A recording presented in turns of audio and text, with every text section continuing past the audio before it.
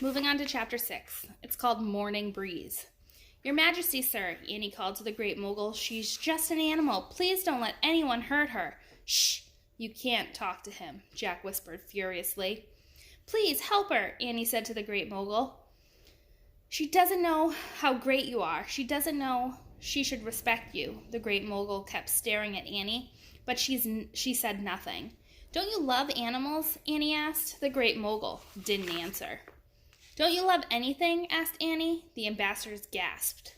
Two of the guards grabbed Annie by her arms. No, please, he can't help it, Jack explained to the guards. That's just the way my brother is. He can't stop himself from talking. Please tell your ruler that. The Great Mogul murmured something to a bodyguard.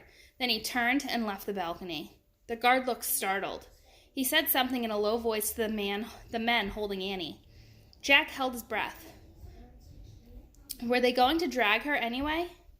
To his surprise, the guards let Annie go. Is the Great Mogul going to punish the elephant? Annie asked. What? I'm recording what? There's something on my screen that I don't know what it is. Okay, you'll have to wait until I'm done. I'll be in a second.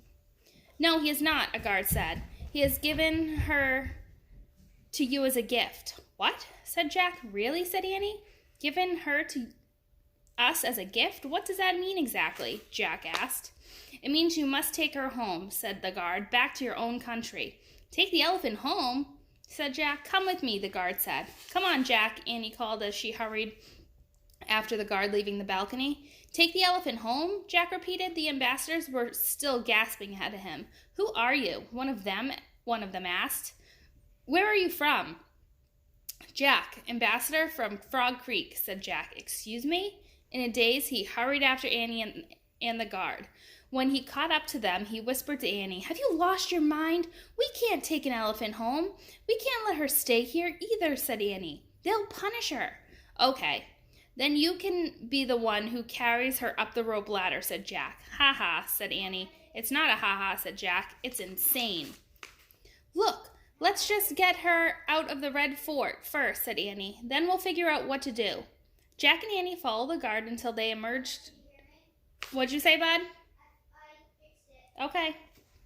Jack and Annie followed the guard until they emerged at the edge of the square in front of the Hall of Public Audience. Several guards were scuffling with the elephant. They had a rope around her neck. Her ears were flapping. She was snorting and stamping her feet. How do you think they're going to bring her home? Do they have anything to help them bring the elephant home? The guards pulled on the rope, forcing the elephant down on her knees. Her eyes looked desperate and furious. Hey, don't hurt her, Jack blurted out. A guard pointed his saber at Jack. Climb on. Now, both of you, he said. You have caused enough trouble this day. It is a miracle you are still alive. Jack clutched his bag and scrambled awkwardly into the straw carriage on the elephant's back. Annie climbed in behind him. Crammed together, they gripped the sides of the carriage. Her name is Morning Breeze, the guard shouted. Take her back to your own land. Go, now, before the Great Mogul changes his mind. As if obeying the guard, Morning Breeze rose to her full height. She moved quickly across the square and headed down the stone road that led to the gate. Jack and Annie bounced up and down. They clutched the sides of the straw carriage, trying not to fall out. Jack could hear the guards roaring with laughter behind them. Slow down, Jack shouted to the elephant, but Morning Breeze ran even faster.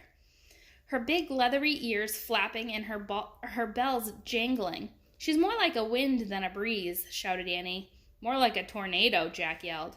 Morning Breeze thundered through the gate and over the wooden drawbridge. Jack and Annie held onto the sides of the carriage for dear life. After she'd crossed the moat, the elephant finally slowed to a walk. Morning Breeze held her trunk high. She seemed to be sniffing the hot wind. Her ears spread out as if she was listening for a distant sound. We're near that tree house. It's right there in the row of trees, said Jack. We have the emerald rose. If we can just make her stop, we can jump off and go home. We can get out of this heat and away from this place. I know, said Annie, but... Stop, Morning Breeze, said Jack. Let us off. But what about her, said Annie. We can't just leave her here by herself. Jack looked at Morning Breeze's trunk, waving in the air. He heard what sounded like crying coming from the wild elephant. She seemed terribly lost and sad. Suddenly, Jack wanted desperately to help the elephant get back to the wild. Whatever that was, all right, he said. Keep going. Go fast. His voice rose to a shout. Hurry. Go, Morning Breeze, go.